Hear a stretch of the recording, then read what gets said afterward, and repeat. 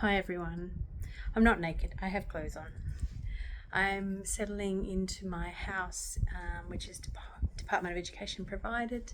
I'm part of it's like FIFO for teachers, fly in, fly out for teachers, but I've driven here. Today I picked up my very new rooftop camper. So the first step for this whole process was getting the car.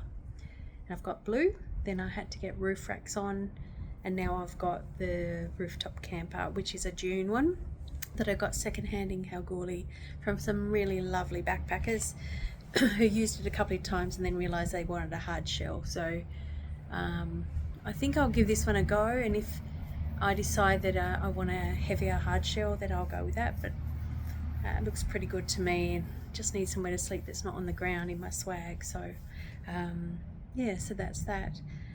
I just wanted to take some time to reflect on why I started this channel. So I'm a teacher. I've been teaching since I was about 16. I started teaching swimming in my town. I started teaching kids how to swim, did bronze medallion type lifeguarding, coaching basketball and netball in my community. And then I naturally fell into education, where I became a PE teacher. Last thing on earth I ever want to do ever again is teach PE. I'm not slightest bit interested. I'm not the person that I was when I was young. But one of the things that I decided to do when I was young was to travel. And so I looked at all the jobs I could do in order to travel. And teaching was one of those things that you can do everywhere. Teachers are required everywhere. So part of my motivation for becoming a teacher was to have something that I can work and travel with, because I don't have an inheritance. I don't have family that can support me. I'm on my own, and I'm supporting myself, and have done for my entire life. So I wanted a career that was flexible for me to travel with, and so I did. When my children were 11, 9 and 6, we left. I picked up a full drive and a camper trailer, which was a homemade camper trailer, and we left Tasmania and went to Victoria and did some woofing on a property near Ballarat or Bendigo, I can't remember now, where we stayed a week or so, and I helped him out. And then we did a bit more woofing on the Great Ocean Road at Apollo Bay at a caravan park, but the guy there was a bit of a sleaze, so I felt a bit uncomfortable because it was just me and the 3 girls. And then I applied for a job in the Territory. And one of the reasons I went north was I was teaching First Nations history in Tasmania, and the Palawa people, the Tasmanian Aboriginal people, at that point didn't have a lot of voice. There didn't seem to be a lot of presence for it. And I thought, well, where am I going to go to actually learn about this? Why am I teaching this if I have no real knowledge about it? So I went to the Territory, which was ridiculous because there's First Nations people everywhere. It was just my naivety, I guess. Where we stayed, I had a job at a school in Katherine, which was both a blessing and a curse. It was a blessing because the younger 2 kids particularly got to experience life in a school which was very different. They did a lot of on-country things. They went looking for bush tucker. Gemma didn't wear shoes for the entire time we were there. We got knits pretty early on, and we didn't get rid of them for years, but it was a really great cultural experience for the 2 younger ones. But the eldest one, she went straight from year 5 to year 7 because of the schooling systems, and so she went straight into high school, and she wasn't ready, and it was a bit of a challenge. But I was working, and I was a single mum, and so I was working and travelling, and teaching has always been a really good salary. So we stayed in Katherine 9 months, which was probably 6 months too long. It was a really stressful job. I was in over my head, and I wasn't happy. And then the things that were happening to my eldest daughter at school and what she was being exposed to was just it was the wrong thing for her. And unfortunately, we should have left early, but I needed the money. And, by the time you get to term 3, term 4, you're like, oh well, it's another 10 weeks, that's it. So we went across to Broome, where I had a friend, and we stayed there for 2 years. We lived in the caravan park, and again I started work. I tried to get out of teaching, and this is part of this video today because I had a conversation earlier in the day with a colleague about quitting teaching. And it's not just you don't just quit teaching like that. There's something about the caring professions that mean that it's hard to let go of giving, and I've always described teaching like a domestic violence relationship, particularly teaching in high schools, because you've got this joy and experience of helping kids, and you see the growth in them in real time, every single day, every single week. But it's soul destroying in the sense that you're giving so much of yourself to be a teacher in today's society. So in Broome, I ended up going back to teaching because the money was good. So I did 2 years of relief teaching there. And then at that point, we started to move. Everyone was moving south to Perth, so we went too. Upon reflection, it was probably not the best decision for all of us, but we did it. That's how it happened. And we moved to Perth, and then the travel stopped.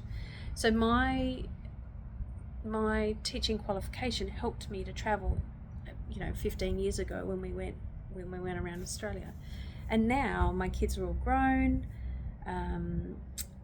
I've got time again, and so Blue was part of me going, yep, I want to get back on the road again and travel and see this fantastic country, and also this state. Like, WA is enormous. For me to go grocery shopping from where I am at the moment, it takes an hour and a half to get to shopping and an hour and a half back. So it's a 3-hour round trip to go to town to get some groceries. So it's a big country. It's massive. When I first got here, I expected it to be desert, but it's actually not. There's a lot of woodlands, a lot of smaller trees and shrubs, but there is desert between them. Like, they're not densely packed forests, but it has this beauty about it, which I'm really surprised by. And then the colours. We had a storm last week with the cyclone that came through, and the sky was grey and the ground was orange, and like this contrasting colours was really beautiful. Anyway, back to my point. My point is that teaching was a career that I chose in part because I wanted to help kids and didn't want kids to feel helpless in the world, and to have an adult in their life that could be there for them. But the cost of that was that I wasn't there for me, and I wasn't there for my kids enough. And the other reason I became a teacher was to travel. And so now, one of my dreams was always to work in an international school, and I never ever got the opportunity to do that. And maybe now I can, but they do offer 2-year contracts, and I'm not interested in staying in a place 2 years. Life's too short. I haven't got, unless I fall in love with someone, well, that was an unusual thing to say. A place, it's not likely that I'm going to go and stay in a place for 2 years, because the world's so big. There's so much to see, so much to do. So I am getting to my point, which is that quitting teaching is a gradual release model, I guess. It's not. So I'm going out sideways. So I've got a secondary job, which is in higher education of sorts, and it's online. I've taken another job. So I've got 3 casual jobs in teaching type positions, but they're not in classroom teaching positions. So it gives me the freedom to go away for a week, or go overseas, or whatever that I want to do. But I don't, and I'm not bound to a school or a place for any great length of time, and I like it like that. And there is, when you're in a community, you get to be part of that community, and there's a lot of value in that. But I'm a bit like the woman in Chocolat, the movie, where the wind takes her and she goes there, she stays, she enjoys it, then she takes off again, because the world is full of so many places to see and do.